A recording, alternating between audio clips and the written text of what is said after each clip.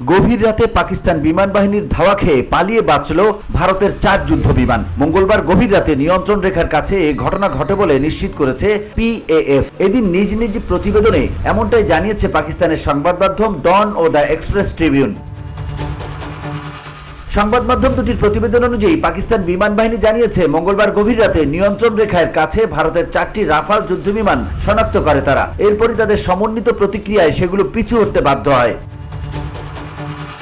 পাকিস্তানের নিরাপত্তা সূত্রের বরাত দিয়ে দ্য এক্সপ্রেস ট্রিবিউন জানিয়েছে, ভারতীয় যুদ্ধবিমানগুলো ভারত অধিকৃত জম্মু ও কাশ্মীরের আকাশ সীমায় টহল দিচ্ছিল। তখনই পাকিস্তানি যুদ্ধবিমান তাদের উপস্থিতি শনাক্ত করে দ্রুত প্রতিক্রিয়া জানায়। এর আগে কাশ্মীরের পাহেলগাঁওয়ে গত 22 এপ্রিল ঘটে যাওয়া এক রক্তক্ষয়ী হামলার পরই মূলত দুই পারমাণবিক শক্তিধর প্রতিবেশী দেশের মধ্যে উত্তেজনা আবারও চরমে পৌঁছেছে। ওই হামলায় 26 জন নিহত হন, যাদের অধিকাংশই ছিলেন পর্যটক। ঘটনাটি 2000 সালের পর অঞ্চলটিতে অন্যতম ভয়াবহ হামলা হিসেবে বিবেচিত হচ্ছে। এই ঘটনার একদিন পর ভারত একতরফাভাবে বিশ্বব্যাংকের মধ্যস্থতায় স্বাক্ষরিত গুরুত্বপূর্ণ পানি বন্টন চুক্তি বা সিন্ধু পানি চুক্তি স্থগিত ঘোষণা করে।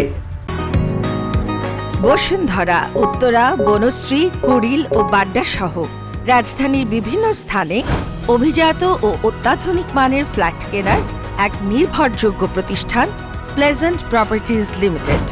তাই আপনার স্বপ্নের আবাসনের জন্য আজই যোগাযোগ করুন। Pleasant properties limited, where destiny matches eventually।